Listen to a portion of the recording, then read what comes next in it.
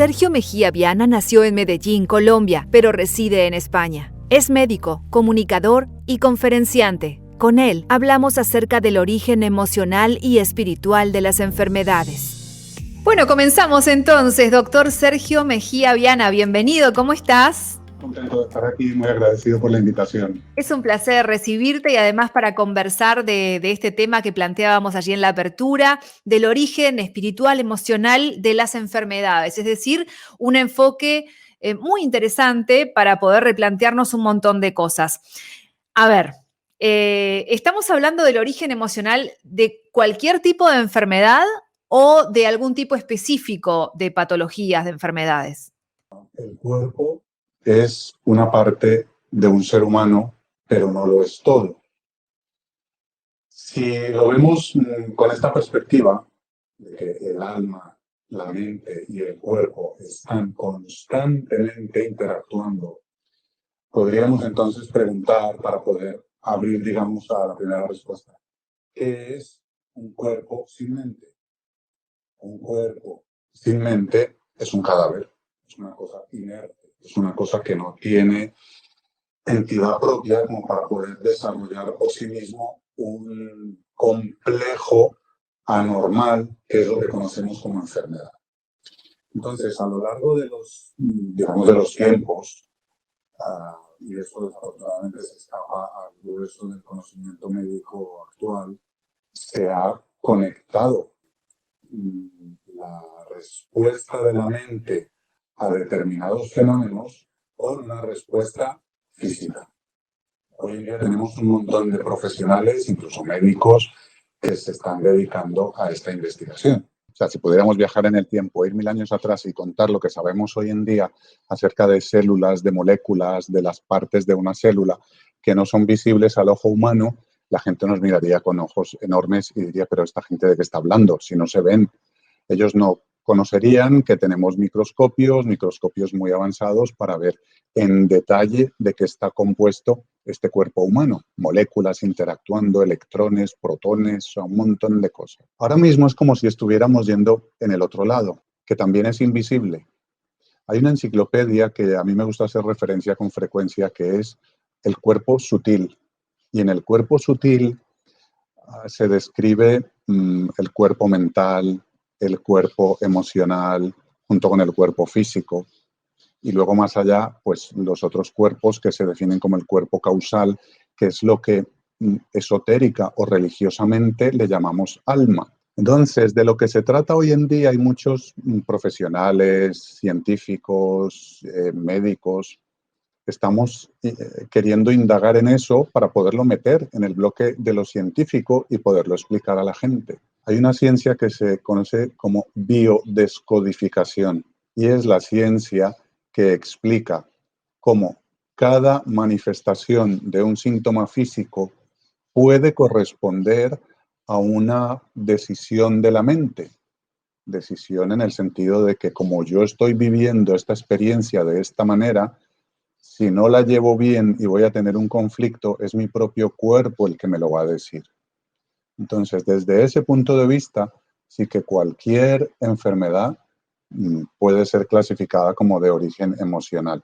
¿Qué pasa? Que en el marco de la psicología y de la psiquiatría modernas, entendemos como enfermedades emocionales, pues la ansiedad, el estrés, la depresión, todas estas enfermedades de orden emocional. Esta clasificación no tiene nada que ver con eso. O sea, nuestro 1 más 1 igual a 2 no encaja en el tema del estrés, de la psicología y de la psiquiatría, que están muy bien, pero esto lo que quiere es ir a otra parte, a otra forma de explicar las cosas. Es como que la medicina occidental se acerca un poco también a la medicina oriental en este caso. Sí, yo creo que eso es fruto de la globalización. Al estar todos en contacto, pues ya nosotros vamos aceptando eso. En Occidente, ¿qué pasó? En Occidente hubo una separación de ciencia física y religión. Eso pasó en la Edad Media, por allá incluso antes, en que se dice, no, el hombre pues es una creación de Dios y tiene alma y cuerpo, pero el alma es una cosa que se maneja en un entorno religioso o esotérico y la parte física, el cuerpo físico y sus enfermedades se manejan en otro entorno, por médicos que llevan batas blancas, que usan bisturís, que cortan, rajan, que dan pastillas, medicamentos, pero esas dos cosas no están separadas. En Oriente esa separación no ocurrió y tenemos en prácticas como la Ayurveda, en la medicina china, la medicina tibetana, que es muy elocuente en esto, que nos cuentan esto, cómo es la necesidad de percibir tu espíritu, de entender que tú eres este compuesto maravilloso de espíritu, mente y cuerpo, y que realmente es la mente la que gobierna el comportamiento del cuerpo, sea consciente o sea inconscientemente. A mí este tema me encanta y dentro de las, digamos, de la mente científica que yo puedo traer al haberme formado como médico, como cardiólogo, haber hecho la especialidad y estar entrenado para leer referencias bibliográficas y de ahí sacar un sistema de actuación para diagnosticar enfermedades, para tratar enfermedades, cuando, a ver, eso supone que tuvo que haber en un momento de mi vida una apertura mental a esto, porque no es sencillo. Si vienes de una formación pues, religiosa y médica determinada y de repente te encuentras con esto, hay un proceso de elaboración. Pero una vez que ya lo aceptas y dices, con, digamos, curiosidad infantil, voy a ver esto de qué va, lo empiezas a ver cómo encaja, tanto en ti, con tu historia médica, con la historia médica de los que te rodean y con la historia médica de los que vienen a tu consulta, vas viendo que realmente es un tema apasionante y que merece la pena investigar. Bueno, eso que decías no es un dato menor, el hecho de mirar con curiosidad infantil, ¿no? Porque hemos visto, no hay que generalizar, nunca hay que generalizar, ¿no? Pues somos todos seres individuales, pero se han visto durante mucho tiempo algunas actitudes por parte de profesionales de la salud, como de otras ramas, ¿no? Pero estamos hablando del tema de la salud, como más egoicas. Yo soy el médico, no me discutan nada, yo lo sé todo.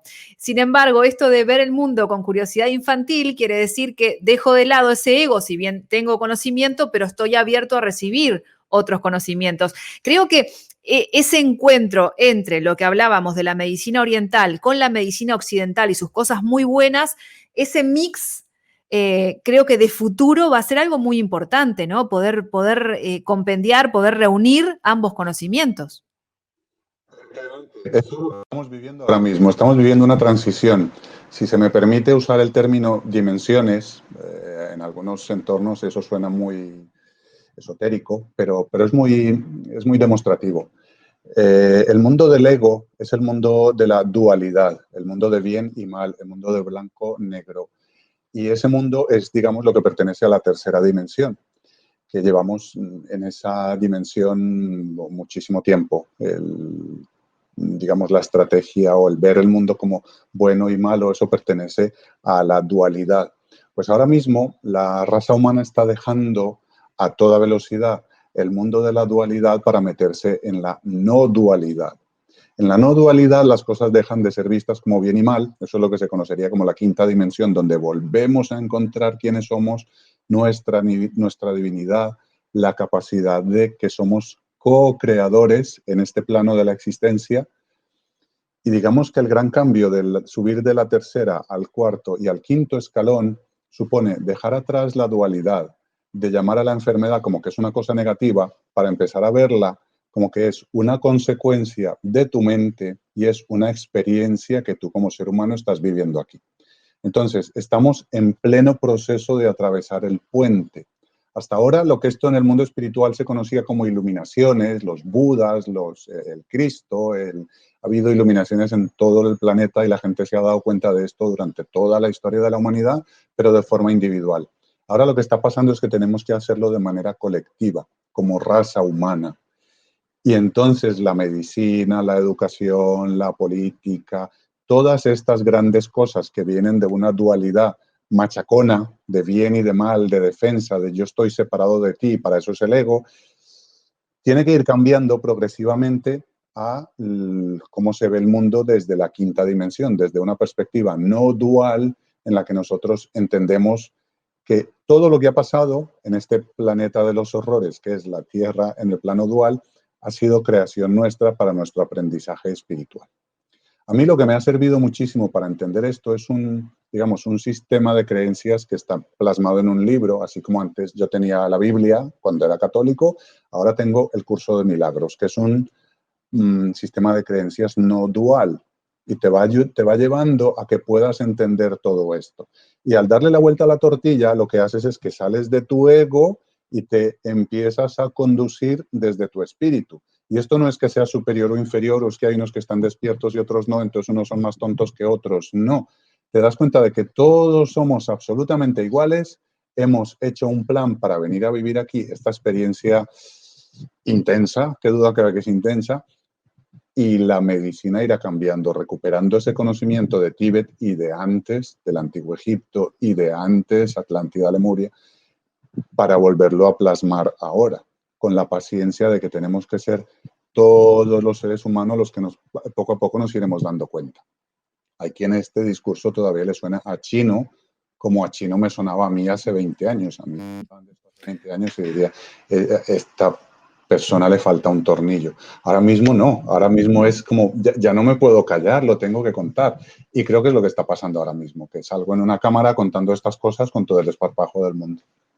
Claro, porque además lo que sucedía hasta hace un tiempo era que salía persona X hablando de estos temas este loco qué dice, ¿no? Ahora, en tu caso, por ejemplo, tú vienes con el respaldo de la universidad, de la ciencia.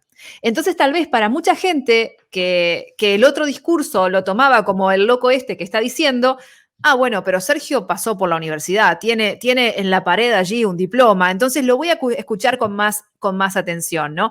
Y me parece muy bueno entonces que cada vez haya más gente que venga del ámbito académico y que integre también estos conocimientos y los imparta, porque para ese grupo de personas que necesitan del diploma en la pared, es muy importante este mensaje, ¿no?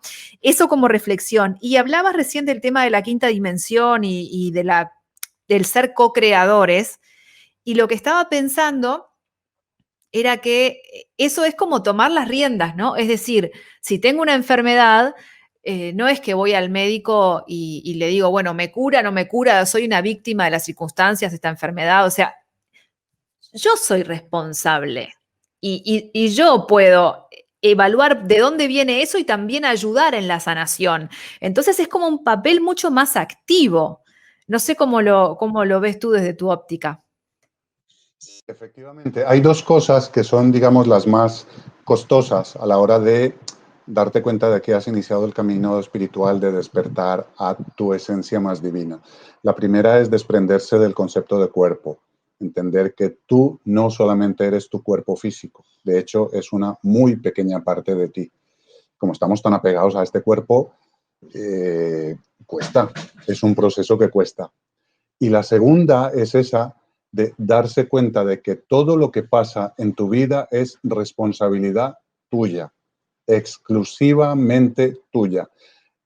Estamos muy acostumbrados al victimismo o incluso a proyectar en Dios lo que nos pasa. Dios o lo que sea, pues me ha mandado esta enfermedad y yo tengo que vivirla con resignación y ya veremos en el más allá, pues si me he ganado el premio o no. Esas dos cosas, primero, el desapego de tu cuerpo, saber que tu cuerpo es solo una mínima parte que te permite ser un vehículo para vivir esta experiencia humana. Y segundo, entender que todo lo que te pasa en la vida es responsabilidad tuya, es lo que más cuesta a la hora de dar el paso. Lo comentas con la gente y dices, pero ¿qué tú crees que esta enfermedad me la he buscado yo? Entonces, yo acudo siempre a referencias bibliográficas. Hay un libro precioso que explica, entre muchos, que implica esta cosa, que explica esto, que se llama El plan de tu alma. Estamos acostumbrados a definir el más allá, lo que hay después de la muerte, soy ateo y yo creo que no hay nada, o soy ateo y creo en Dios y entonces me iré al cielo o al infierno, o yo creo que algo hay. Uno de los nombres que más usa el ser humano moderno para referirse a Dios es algo hay. Yo creo que algo hay, una inteligencia, porque todo esto es difícil que sea casual. Entonces, por ahí van los tiros, pero poco a poco, y cada vez este tema suena menos a chino. Cada vez la gente está más acostumbrada a darse cuenta de esto. Uh-huh. Y la enfermedad es el gran mensajero, es el gran maestro para mucha Sí. gente. Mucha gente despierta gracias a la enfermedad. Ujú, exactamente, es mirar todo desde otra dimensión. Lo que antes era algo malo, qué castigo, puede ser una oportunidad de futuro, ¿no? Hay que cambiar la cabecita. Algo que en algunos casos seguramente no sea tan sencillo. Y justamente a esos casos que tal vez nos están escuchando, em, ¿cómo comenzar la transición, no? ¿Cómo comenzar esa transición? Hablabas recién de bibliografía. Para alguien que nos está escuchando y que ha llegado a estos, ¿cuánto? 17 minutos más o menos de entrevista, eh, y que todavía está un poco escéptico acerca de esto, ¿no? ¿Cómo puede ir familiarizándose o dando los primeros pasos como para entender que tiene un papel importante, un rol importante dentro de su sanación o de, si es que tiene una enfermedad, o dentro de la prevención también de futuras enfermedades? Sí, yo tenía por ahí una charla en Mindalia donde hablaba de los 5 pasos para sanar la enfermedad. Pasa que algo ha pasado con Mindalia, se han borrado un montón de canales. El primer paso siempre es la aceptación. Cuando nos enfrentamos, cuando no aceptamos, cuando no queremos, ahí se genera una pelea, una tensión, una vibración que nos lleva al entendimiento y a poder entender, a poder despertar a la realidad espiritual. El primer paso siempre es la aceptación. ¿Me pasa esto? Vale, lo acepto. El segundo paso es empezar la búsqueda, pero la búsqueda no desde el ruido mental, sino desde el corazón. A mí me gusta mucho hablar como cardiólogo de que tenemos que recuperar el corazón como órgano maestro. Y para recuperar el corazón como órgano maestro y poder calmar la mente, la herramienta por excelencia es la meditación.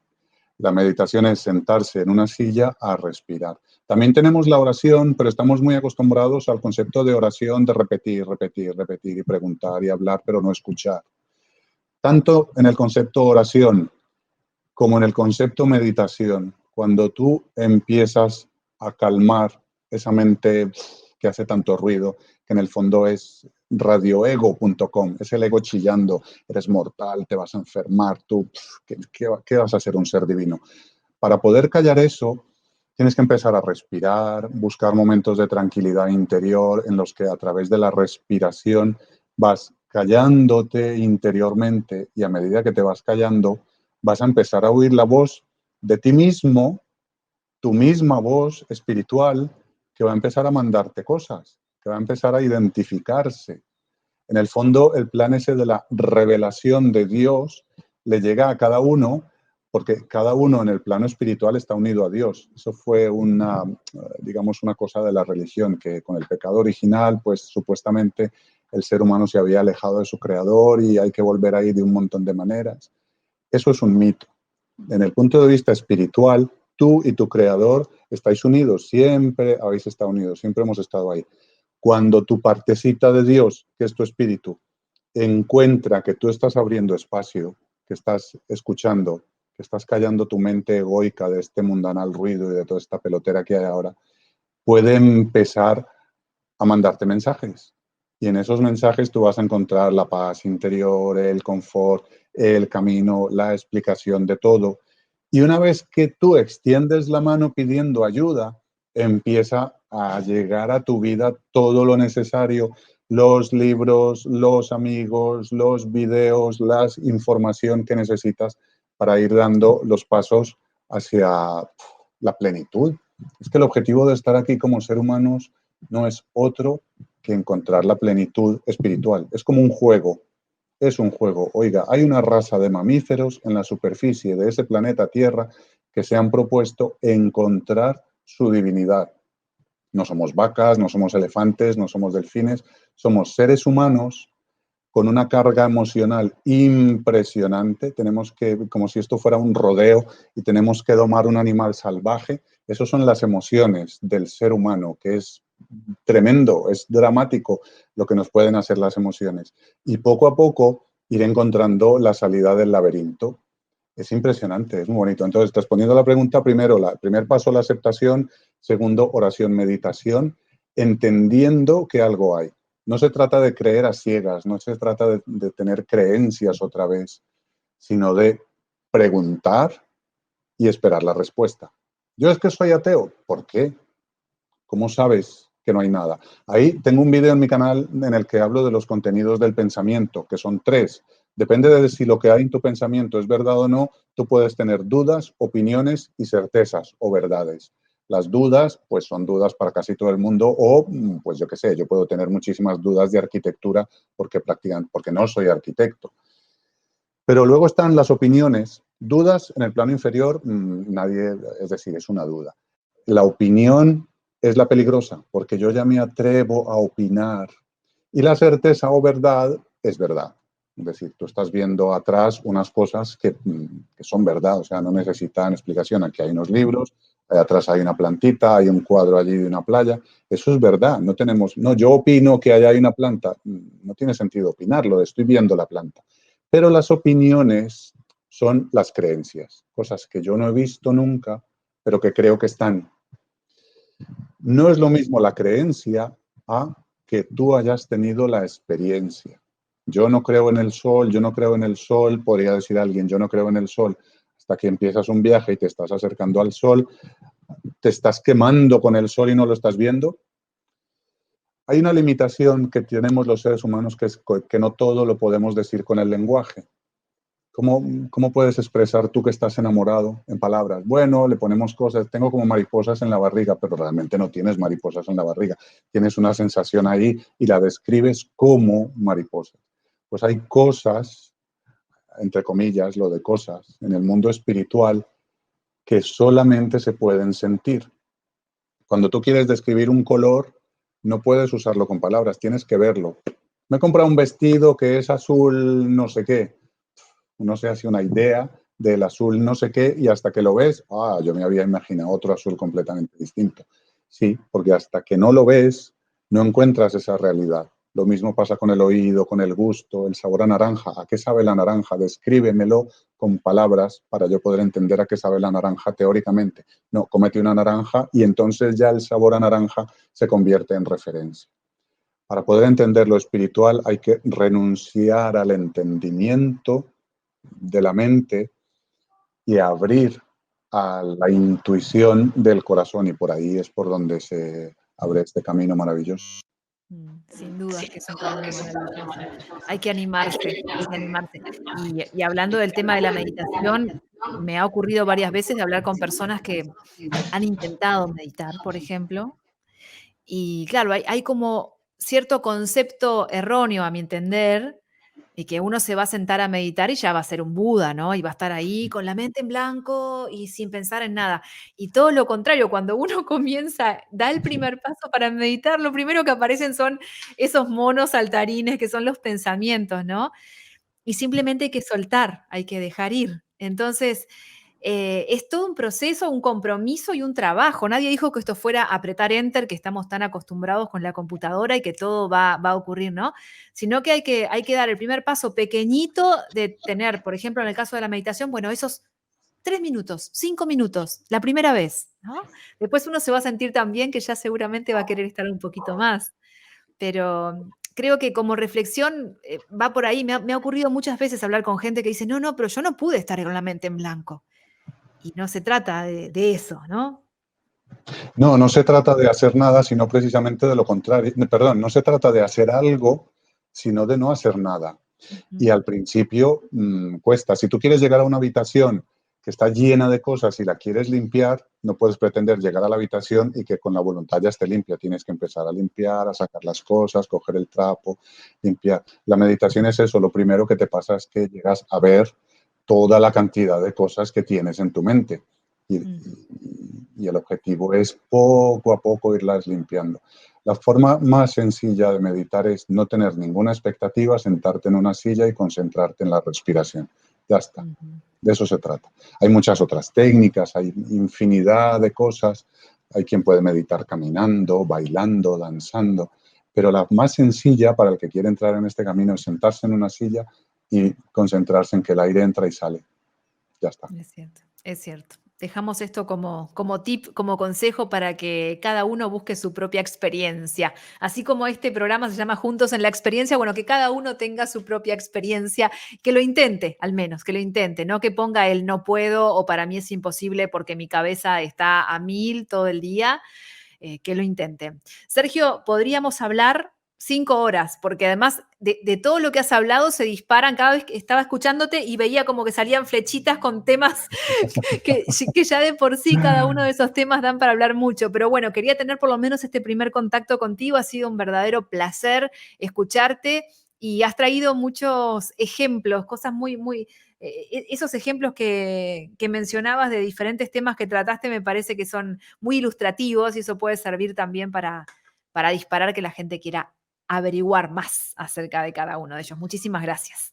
Muchísimas gracias a ti, ha sido un placer enorme. Gracias. Bueno, muchas gracias. Hasta la próxima, Sergio. Desde España, el doctor Sergio Mejía Viana conversando acerca del origen de las enfermedades, pero visto desde un origen espiritual y emocional.